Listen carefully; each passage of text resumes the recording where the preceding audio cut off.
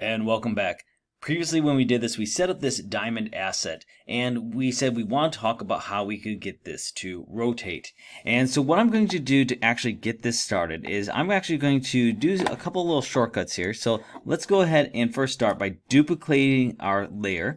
And let's just go ahead and call this something else. So for example, this could be 2 and this can be 1, just as we've done before, to kind of represent our 2 frames of animation here, just so right now we have 2. Now of course we could add more to make this more dynamic, but let's just start with just 1 and 2 here for our 2 different faces. So this could be 1 face, 2 face, and then what we're going to do actually to kind of make our life simple here, I'm just going to go ahead and grab my eyedrop tool, and I'm going to actually want to fill this in here with the different colors. So I'm going to start with this dark blue region that I had created here on mine. And I'm actually going to switch to the paint bucket tool and go ahead and fill everything in with that tool here, because we actually want to kind of subdivide this into 2 different regions. And what I'm going to do next is I'm actually going to grab my pencil tool, switch to a actual black here, and let's go ahead and draw a line that goes straight down and cuts this into 2 sectors here, because effectively what we're going to do is we're going to have a dark side and a light side. And I'm actually going to toggle off this layer for a second and just look at layer 1. And what I'm going to do is use my eyedrop tool to come back and grab one of these lighter tones that I had previously created. Because I actually want, again, to have that light side and the dark side between these 2. But I want to also make sure that it maintains this blue tone that I've been having go for. So let's grab this blue region here, this main blue color that we have through our whole shape. And I'm going to go back to my layer 2 here, turn that on. And let's use our paint bucket tool to go ahead and fill in the left side here. And so now you can see we kind of have 2 distinct regions here between these 2 different shapes here. And of course we have our black line that's still kind of running down the middle here. It's not hard to get rid of that. If I want, I can just take my pencil tool and drag that through here. Just go ahead and click, and now we have 2 regions without worrying about where that line is. All right. So we have the start of something here, and we toggle these 2 layers on and off. We can see we're starting to get some resemblance of rotation here. But we're not quite done yet here, because obviously, if we remember, our original shape had all these different sectors in it. So we want to kind of mimicry that here. So we have to, of course, include different colors. And so the way we're going to do that is very similar to what we had done in the previous video. Let's start off first by putting the white section back in here. So I'm just going to go ahead and select this region that's right here on this diamond. And I want that to be simulating that the diamond is moving to the left. If it was moving to the right, then we'd have the darker on the other side, lighter on the other. But I'm going to grab this lighter region that I have here. And this may not be necessarily a pure white. In fact, mine's not. So I'm just going to use my color picker to grab that, because it's just a little bit of blue in there. And I'm going to go ahead and fill that in.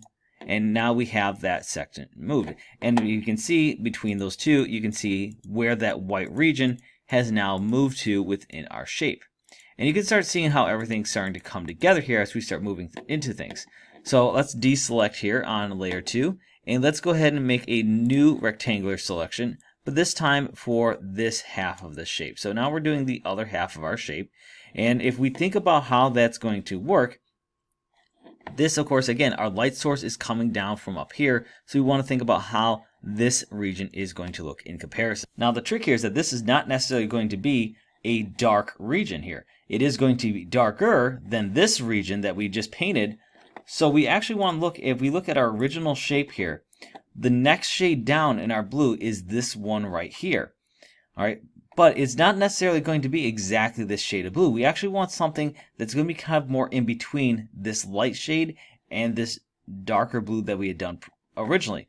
So what we're going to do is use my eyedropper tool, go ahead and click on the light region I have, switch back to my pencil tool, and bring our opacity down to about 50%. We're going to use this trick again to kind of help us out. And let's just go ahead, deselect for a moment here, and paint in this region. We'll get a blue that's kind of in the middle now of these 2 regions. Let's use our eyedropper tool to grab that new color, Control Z to undo the section we painted on our original shape. Go back to layer 2. Let's bring that selection back up. And again, using our paint bucket tool, let's go ahead and fill in with that new blue that we just created. So again, we're using a lot of the different techniques that we've done up to this point to kind of help create a couple different things here. And this, if you look, is actually going to give us a nice and more natural transition by using that opacity trick to kind of help us out here. Now, of course, we do need to fill in some of our other regions here, and so let's start thinking about how we can do that now with these other zones, because obviously we want to kind of show a proper rotation. All right, let's start first by deselecting and going back to layer 1 here for a second, and hide layer 2, and let's blend these two layers this time. So let's use our eyedropper tool to blend our darkest region and put that in again at about 50% opacity and blend that in here. Grab our eyedropper tool, select that, go back to our pencil tool, bring our opacity up here, go to layer 2. Oh, I almost forgot to undo on layer 1 here. There we go. Back to layer 2. And we're going to go ahead and use our paint bucket tool again, and let's go ahead and fill in a region here. Now notice that gives us this dark region right here, which is going to go ahead and move. But that will also, of course, if we think about our original shape, how we set that up, this is our darkest region right here. This is our lighter region right here. That lighter region should, of course, now be moved over, and this region should be right here, according to our original, this zone right here, this lighter zone. So this dark zone should now, of course, be much more prominent. But because it's getting closer to that light source, we do want to kind of shade it up a little bit. Now, we could, of course, argue that maybe it's this lighter blue up here. We can argue that as well. But let's just for now go ahead and put it right here and go back to our original. And we want, of course, have this dark region here. So let's use our eyedropper tool. Go to layer 1. And we have, of course, our other color tones that we can work in here. So, for example, if I want to grab this dark color here, and I want now to, again, 50% opacity, blend that in here to kind of get this darker tone, I can. Or if I want to blend these two colors here to get a lighter tone, we can do that as well. In fact, I think that's what we're going to do right now. I'm going to grab this kind of middle blue, do 50% here, grab my eyedropper, undo, go back to layer 2, turn that on, make sure my brush tool is set back to 100%, and now I can grab the paint bucket tool, and I'm actually going to go ahead and fill in this area up here, and just to kind of help get these different zones going. So of course I have all these different zones. Right now everything is starting to come together. So if I look back from original, this was the lighter area, this is the darker area, so that one should be right above this dark region, so that's going to go right here. Make sure I'm on layer 2 here. There we go. Now this region, of course, we haven't addressed these two colors here yet. So if we think about those ones, those were originally this, we had this blue tone here, and I think I might have accidentally changed that on layer 1 there. It's okay. I think I got it fixed now. Boom, there we go. So let's go back to layer 2, fix that color up. There we go.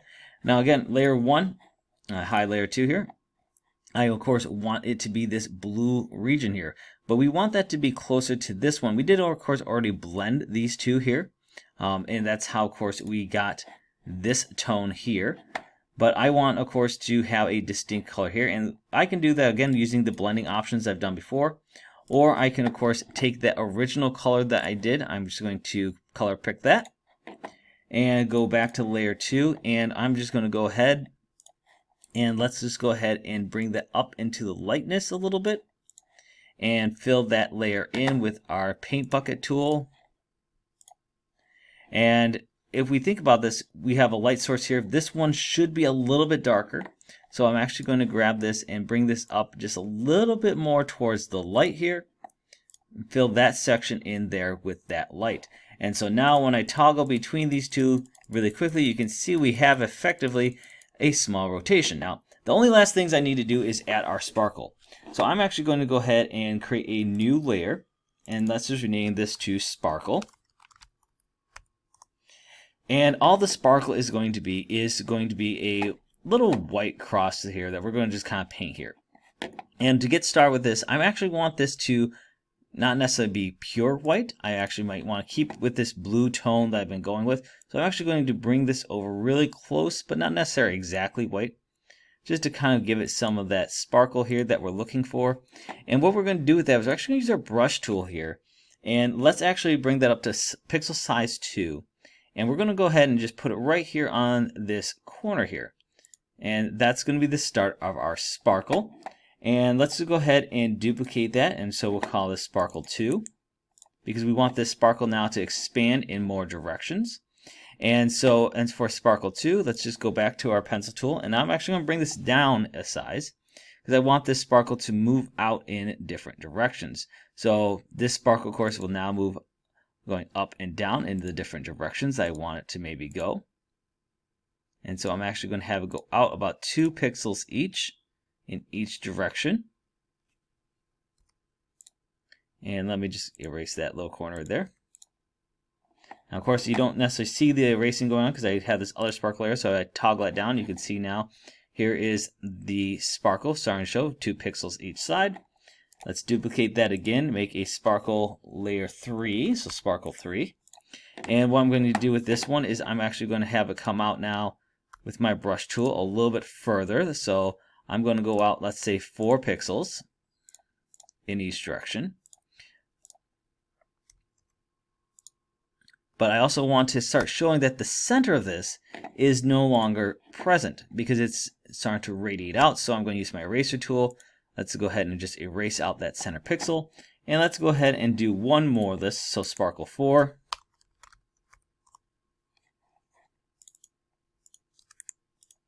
And hide layer 3 here. And what I'm going to do with this one, let's go ahead and radiate that out just a little bit more, again using our brush tool. Go out, let's say 2 more pixels in each direction.